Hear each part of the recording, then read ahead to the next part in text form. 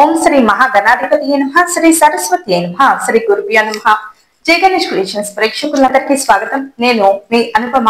ఎంతో చక్కగా ఆసక్తికరంగా చక్కటి కథాకథనంతో విశ్లేషిస్తూ సాగేటటువంటి శివపురాణంలో ఎప్పుడైతే శుక్రాచార్యుని శాంతి స్వరంతో ఇక గజాసురుడు అనేటటువంటి రాక్షసుడు దేవతలందరినీ తన అధీనంలో తెచ్చుకోవాలని, ఇక అందరినీ ఓడించాలని అనేటటువంటి ఒక దుర్బుద్ధితోటి ఎప్పుడైతే ప్రయాణిస్తూ ఉంటాడో, ఇక వెంటనే తన కులగురువైన శుక్రాచార్యుణ్ణి సంప్రదించడం, ఆయన ఆజ్ఞ మేరకు ఇక వైకుంఠవాసుడు శ్రీ మహావిష్ణువు మాత్రము మనకు వైరి, అలాగే త్రిమూర్తుల్లో బ్రహ్మ ఈశ్వరులు మనకు అయిన వాళ్ళే అని చెప్పి శుక్రాచార్యుడు కులగురువు ఈయన ఎవరికి హితబోధ చేస్తూ ఉంటాడు? ఈయన మరి గజాసురుడు అనేటటువంటి రాక్షసుడికి హితబోధ చేస్తూ ఉంటాడు. ఇక బ్రహ్మవరం కోసం తపస్సు చెయ్యి అని చెప్పి శుక్రాచార్యుడు ఇచ్చినటువంటి ఒక మార్గనిర్దేశంతో ఈశ్వరుడు మీ కులదైవము కాబట్టి ఆ సదాశివుడు సదా మీ వెనువంటనే ఉంటూ ఎప్పుడు కూడా రక్షిస్తూ ఉంటాడు. ఇప్పుడు నీవు చేయవలసిన పని ఒకటే. ఇప్పుడు నువ్వు నీ మనోరథము కోరిక ఈడేర్చుకునేందుకు, అంటే నీ కోరిక తీరాలంటే బ్రహ్మదేవుని గురించి కఠోరమైన ఘోరమైన తపస్సు చెయ్యి.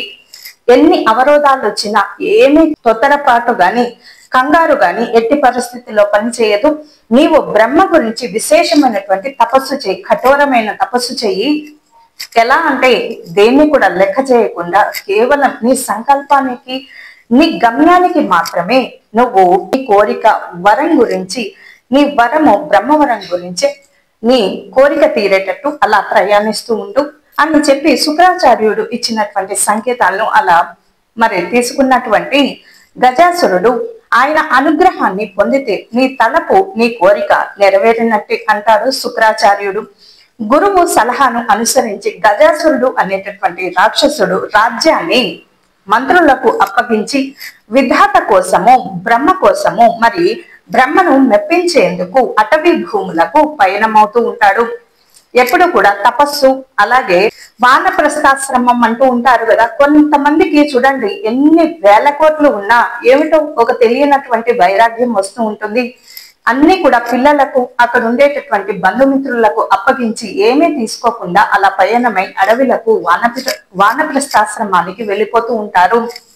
దీనికి కారణం ఏమిటి? అందులో వారికి తృప్తి కనపడలేదు, అందుకే భగవంతునికి దగ్గరగా వెళ్ళాలని అలా పయనమవుతూ ఉంటారు కొంతమంది.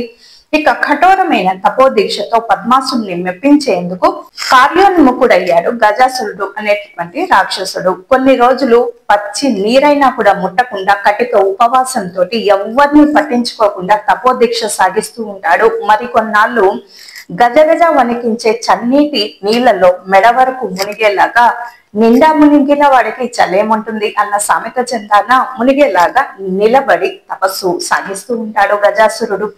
అనంతరం తన చుట్టూ అగ్నిజ్వాలల్లో రగిలించుకొని ఇక ఆ మంటల మధ్య వంటి కాలిపై నిలబడి ఏమీ కూడా జంకకుండా తపం కొనసాగిస్తూ ఉంటాడు. ఒకసారేమో చన్నీటిలో, ఒకసారేమో పచ్చి నీరైనా తాగకుండా, ఒకసారేమో మరి అగ్నిజ్వాలలను రగిలించుకొని ఇలా వివిధ రకాలుగా తపస్సు చేయడం ప్రారంభిస్తాడు గజాసురుడు. ఇక ఒంటి కాలిపై నిలబడి తపం కొనసాగిస్తూ ఉంటాడు. ఇలా కఠినమైన నియమాలతోటి, రకరకాలైనటువంటి దీక్షలతో ఎన్నో ఏళ్ళు ఇలా తపస్సమాధిలో గడిపాడు గజాసురుడు. ఇక ఒక కోరిక తీరాలి అనేటటువంటి ఒక కోరిక గాని కలిగిందా, ఇక సంకల్పానికి మించినటువంటి ఆయుధమే లేదు ఈ సృష్టిలో. మిమ్మల్ని ఏది ఆపలేదు. మీ తపస్సు, మీ నిశ్చలమైనటువంటి మనస్తత్వము, అలాగే మీ సంకల్పం గనక అంత గట్టిగా ఉంటే సంకల్పానికి మించినటువంటి ఆయుధమే లేదు. అలా తదేకంగా మీకేం కావాలో అలా ప్రయాణిస్తూ ఉంటే అందరూ కూడా మరి సహకరిస్తూ ఉంటారు. అది మంచికైతే. అదే చెడుకి మరి ఇలా ప్రయాణిస్తూ ఉంటే మాత్రం వినాశనానికి దారితీస్తూ ఉంటుంది. వీలైనంత వరకు మంచి చేయాలి ఎవరికైనా సరే, లేదా పక్కకు తొలగిపోయినా మంచిదే. కాబట్టి ఎవరిని విమర్శించకూడదు. ఏదో సూటిపోటి మాటలు అని వారు బాధపడుతుంటే అలా ఆత్మానందం పొందడము, అలా పొందుతూ ఉంటే ఈ పాపాలన్నీ కూడా లెక్క వేసుకొని భగవంతుడు ఎక్కడ బుద్ధి చెప్పాలో అక్కడ బుద్ధి చెప్తూ ఉంటాడు. ఇలా కఠినమైన నియమాలతో, రకరకాలుగా దీక్షలతో చేసి తపస్సమాధిలో గడిపాడు గజాసురుడు. కాయమంతా కూడా శుష్కించిపోయింది. అంటే తిండి నీళ్లు లేని కారణంగా, ఇక కఠినమైన పరిస్థితుల్లో ఉన్న కారణంగా ఒళ్ళంతా కూడా శుష్కించిపోయిందంట గజాసురుడికి. ఆ ఎండిపోయిన దేహం నుండి వెలువడేటటువంటి పొగలు, సెగలు లోకాలన్నీ కూడా ఉక్కిరిబిక్కిరైపోతున్నాయి. ఎవరైనా అదే పనిగా తదేకంగా తపస్సు చేస్తూ ఉన్నట్లయితే వారి ఒంటి నుంచి ఆవిర్లు, పొగలు, ఆ పొగల ధాటికి ఈ లోకమంతా కూడా అల్లకల్లో ఉక్కిరిబిక్కిరైపోతూ ఉంటాయి. ఇక అతని చుట్టూ కూడా పుట్టలు కట్టి అందులో పాములు సంచరించసాగాయి. ఎండిపోయిన కొమ్మ మాదిరిగా ఉన్న అతని దేహంపై పాములన్నీ కూడా యథేచ్ఛగా తిరుగుతూ ఉన్నాయి. ఎప్పుడు కూడా మంచికి ప్రేరేపించాలి. ఎవరైనా సరే చెడుకు ప్రేరేపించి అలా చేస్తూ ఉంటే ఎక్కడో ఒకడ దెబ్బతింటం ఖాయము. అయినా అతనికి ఏమాత్రం కూడా బాహ్య స్మృతి అనేది రాలేదు. ఇక గజాసురుడు తపోజ్వాలలు ఈయన చేస్తున్నటువంటి తపోజ్వాలలు లోకాలన్నీ కూడా దహించడం మొదలు పెట్టాయి. ఈయన చేస్తున్నటువంటి తపస్సు అంత ఘోరంగా కఠినంగా ఉంది. మరి ఇంకా ఉపేక్షించి లాభం లేదనుకొని విరించి, అంటే బ్రహ్మదేవుడు వెంటనే గజాసురుని ముందు ప్రత్యక్షమై, వత్స గజాసుర, నీకు ఏం వరం కావాలో కోరుకో. నీ కఠోరమైన తపోదీక్షకు నేను ఎంతగానో ప్రసన్నమయ్యాను. అంటే నీ భక్తికి నేను మెచ్చాను. నీకు కావలసిన వరాలను అనుగ్రహిస్తాను. అడుగు నాయన, నీకేం వరం కావాలి అని అడిగినప్పుడు అతని శరీరాన్ని సృష్టించగానే వజ్ర కాంతితో మెరిసిపోతున్న అతని పూర్వపు రూపం వచ్చేసింది. ఎప్పుడైతే బ్రహ్మదేవుడు అతని శరీరాన్ని తాకాడు. ఇక గజాసురునికి ఇక వరం కావాలి కాబట్టి బ్రహ్మదేవుని స్పర్శతోటి ఇహలోకంలోకి, అంటే బాహ్యలోకంలోకి వచ్చినటువంటి గజాసురుడు రెండు చేతులు జోడించి విధాత విరించి ప్రణామాలు అంటే నమస్కారం అని అర్థము. నాకు ఎవరి వల్ల మృత్యువు లేకుండా వరాన్ని అనుగ్రహించు అని. ఇది ఎంత విపరీతమైన కోరిక చెప్పండి. మానవుడిగా పుట్టిన నాడే మరి మరణించే తేదీ కూడా నిర్ణయింపబడుతుంది. అది మన తలరాత. అది కాకుండా దానికి వ్యతిరేకంగా ప్రకృతికి విరుద్ధంగా మరి మృత్యువు లేకుండా వరాన్ని అనుగ్రహించు అని అడుగుతాడు గజాసురుడు. నేను ఎవరిపై దండెత్తినా సరే, మరి యుద్ధానికి వెళ్ళినా సరే నాకే విజయం కలిగేలాగా ఆశీర్వదించు. ఇవి రాక్షసుల కోరికలు ఇలా ఉంటాయి. గొడవలకి, కొట్లాట్లకి ఇలా పనికొస్తూ ఉంటాయి వాళ్ళ తెలివి. అంతేకాని మంచికి ఉపయోగపడవు. ఇలా మరి ఎవరిపై దండెత్తినా నాకే విజయం కలిగేలాగా ఆశీర్వదించు అన్నాడు. అందుకు బ్రహ్మ, నాయన, పుట్టిన ప్రతివాడు కూడా గిట్టక తప్పదు. నీవు ప్రకృతికి విరుద్ధమైనటువంటి కోరికను కోరుతున్నావు. ఇది ప్రకృతి సమంజసమైన కోరిక కానే కాదు. ఇది లోకరీతి కూడా కాదు. ఇది వరకు ఎవరు కూడా ఇలా కోరడం లేదు. ఇందుకు భిన్నంగా వ్యవహరించడం ఎవ్వరికి కూడా సాధ్యం కాదు. కాబట్టి మరో కోరిక, మరో వరం ఏదైనా ఉంటే కోరుకో, తప్పకుండా నీకు ఇస్తాను అన్నాడు విధాత విరించి. అందుకు గజాసురుడు, అయితే కమలాసన, నా ఇష్టదైవమైన శివుని ద్వారానే నాకు మరణాన్ని ప్రసాదించు అన్నాడు గజాసురుడు. అందుకు వెంటనే తదాస్తు అంటూ అక్కడి నుంచి అంతర్ధానమైపోయాడు బ్రహ్మదేవుడు. ఇలా విపరీతమైన కోరికలు కోరుకుంటూ ఉంటారు. రాక్షస లక్షణాలంటే ఇవేనేమో. లోక శ్రేయస్సు కోసము, నలుగురు మంచి కోసం పాటుపడేటటువంటి దేవతా లక్షణాలు ఉన్నవారు తపస్సు చేసిన దానికో అర్థం, పరమార్థము, లోకశాంతి, అలాగే మనశ్శాంతి లభిస్తూ ఉంటుంది. ఎప్పుడు కూడా నలుగురికి వినాశనాన్ని కలిగించాలని, నలుగురిని బాధ పెట్టాలనుకునే వారికి ఇక నరకము తథ్యము అని చెప్పకనే చెప్పవచ్చు. ఇక అంతర్ధానమయ్యాడు బ్రహ్మ. ఇక జరిగేదేదో జరుగుతుందని మరి శివుని మీద భారం వేశాడో ఏమో తెలీదు. బ్రహ్మ తదాస్తు అని వరం ఇచ్చాడు గజాసురుడు అనేటటువంటి రాక్షసుడికి. బ్రహ్మవర ప్రసాది అయినటువంటి గజాసురుడు వెంటనే తన రాజ్యమైనటువంటి సోనితాపురానికి విచ్చేస్తాడు. అంతకు ముందే గజాసురుడు ఇక్కడికి వస్తున్నటువంటి విషయాన్ని తెలుసుకున్నటువంటి మంత్రి, పురోహిత, అలాగే గజాసురుడికి స్వాగత సత్కారాలు ఘనంగా ఏర్పాటు చేస్తారు. రాజుగా తన బాధ్యతలు తిరిగి చేపడతాడు గజాసురుడు.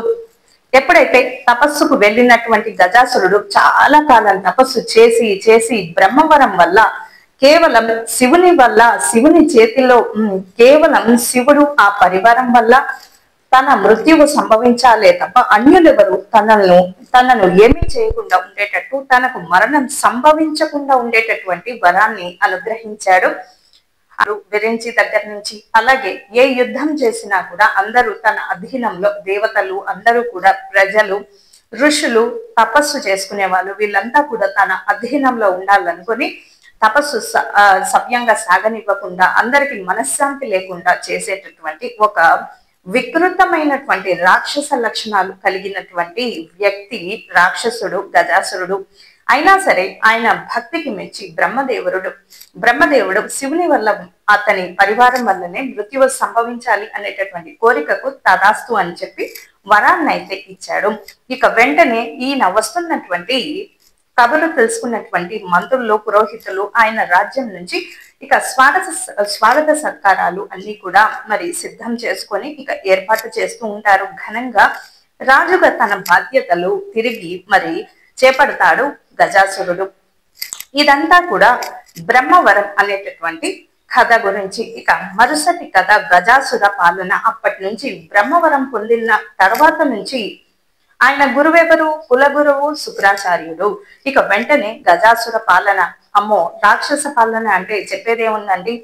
మంచి వారికి అధికారం ఇస్తే ఆ చుట్టుపక్కల దేశము, గ్రామము అంతా కూడా ఒకరి ఆనందానికి కారణం కావాలి కానీ ఒకరి బాధకు కారణం కాకూడదు. అలా మరి ప్రకృతి చాలా ఈ కర్మఫలం అనేది చాలా గొప్పది.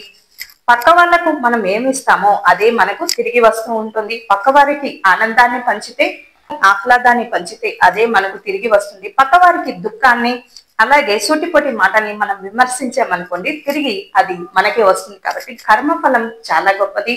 ఎవరి కర్మనైనా మనము చేసిన కర్మను మర్చిపోవచ్చే కానీ కాలానికి మర్చిపోవచ్చేమో మనం చేసినటువంటి పాప పుణ్యాలు అన్ని కూడా. కానీ కాలం చాలా గొప్పదండి.